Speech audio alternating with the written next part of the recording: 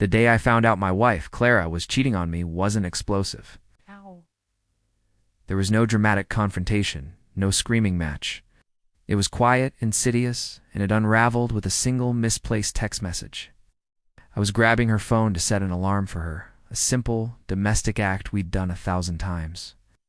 But a notification popped up. It was from a contact named Work Gym Buddy.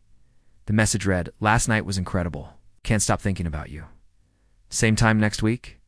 My world tilted on its axis. Work Gym Buddy didn't even have a gym at our workplace. A cold dread seeped into my bones. My hands started to shake, but I forced myself to be calm. I tapped on the contact. The picture that loaded wasn't a gym buddy. It was Mark, my supposed best friend, my college roommate, the best man at my wedding.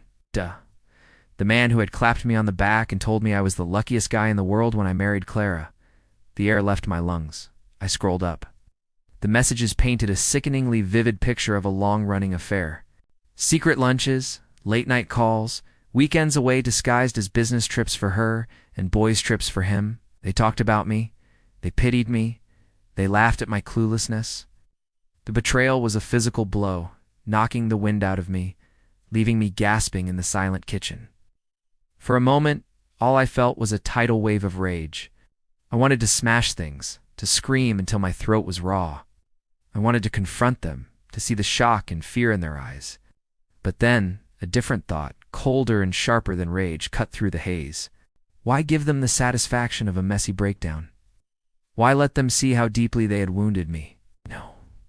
A public explosion was what they might expect. What they deserved was something far more meticulous, something they would never see coming. Die Desh, I decided, is a dish best served cold. And my plan was going to be absolutely glacial. The first phase was observation. I became a ghost in my own life, an actor playing the part of the devoted, oblivious husband. It was the hardest role I'd ever had to play. I'd smile when Clara kissed me goodbye in the morning, knowing she was likely heading off to meet him. I'd listen to Mark complain about his dating life over a beer, my knuckles white around the glass as he lied to my face. I gathered evidence. I took screenshots of their texts, tracked their business trips that mysteriously coincided, and even installed a discreet recording app on a spare phone I left in her car. The recordings were the worst. Hearing their voices, their laughter, their plans. It was torture. But every piece of evidence was another brick in the wall I was building around them. I knew their weakness. It wasn't just their affair, it was their ambition. Claire was desperate for a promotion to senior partner at her law firm. She'd been working towards it for years. Mark was trying to launch his own financial consulting business and was constantly seeking investors. They were both obsessed with their public image, with projecting an aura of success and respectability. And that was the key. I wasn't going to destroy their affair. I was going to let them destroy themselves. Phase 2 was the setup. I started subtly planting seeds of doubt. I began talking about my own financial windfall. I told Clara. I'd received a significant inheritance from a distant relative who had recently passed away. It was a complete fabrication, but I made it believable. I created fake legal documents, emails from an estate lawyer, and even made a few large, conspicuous purchases to sell the story. I told her I wanted to invest it wisely, to build a future for us. Her eyes lit up with a greedy glint she couldn't quite hide. Then, I brought Mark into the picture.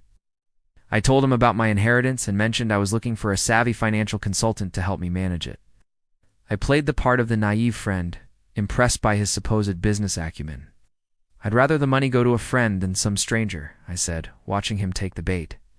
He was practically drooling, saw my inheritance as the seed money that would launch his company into the big leagues. They both started treating me differently. Clara was more affectionate, more attentive. Mark was constantly calling, sending me proposals, and outlining how my investment would guarantee massive returns. They were like sharks circling what they thought was a sure thing. They were so blinded by greed they couldn't see the trap closing around them. The final phase was the execution. I planned it for the night of Clara's firm's annual gala. It was the biggest night of her professional year. The managing partners would be there, and she was convinced this was the night her promotion would be announced.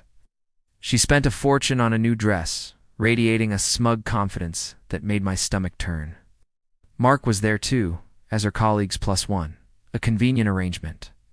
I had arranged a special presentation. I told the event organizers I wanted to make a surprise announcement to honor my wife's hard work. They were happy to oblige, giving me a 5-minute slot right after the main speeches. Clara was beaming, thinking I was going to give a gushing speech about her. I walked up to the podium. The room was silent.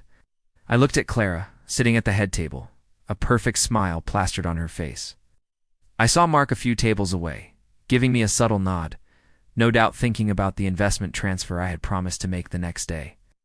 I cleared my throat. "Good evening, everyone," I began. "Many of you know me as Clara's husband. For years I've watched her dedicate her life to this firm. I wanted to do something to celebrate her ambition." I paused, letting the anticipation build. Clara was glowing. "So, I decided to make a significant investment," I continued. "Not just in her future, but in the future of someone she works with very, very closely. Someone she shares a special, collaborative spirit with." I looked over at Mark. A flicker of confusion crossed his face. "I'm talking, of course, about Mark," I said, my voice steady. "My best friend. And, as I recently discovered, my wife's work gym buddy." A confused murmur rippled through the room. Clara's smile froze. Her face went pale. "You see," I said, my voice getting louder, "Clara and Mark have been working on a very long-term, very secret project together.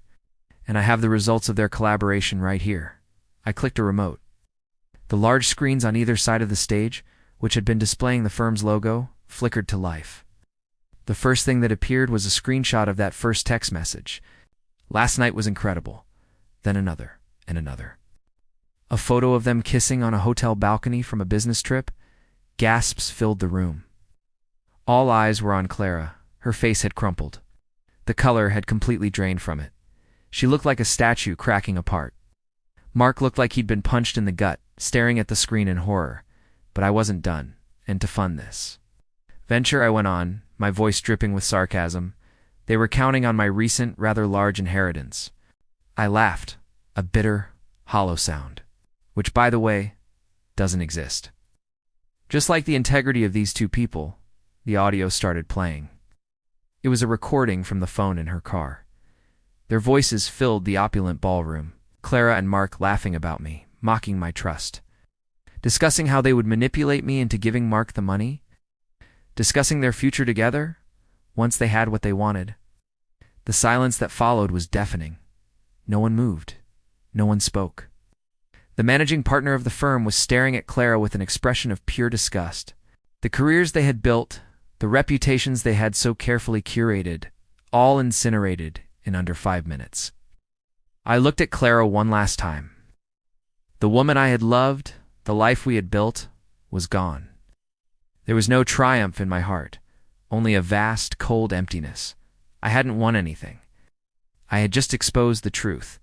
I placed the microphone back on the podium. "Thank you for your time," I said to the stunned crowd. I turned and walked out of the ballroom, leaving the ruins of their lives behind me. I didn't look back. That chapter was over. The path ahead was uncertain, but for the first time in months, it was mine and mine alone, and it was free. Thanks for watching. If you've ever felt the sting of betrayal, know that you're not alone and that your strength is greater than your pain. Don't forget to like and subscribe for more stories.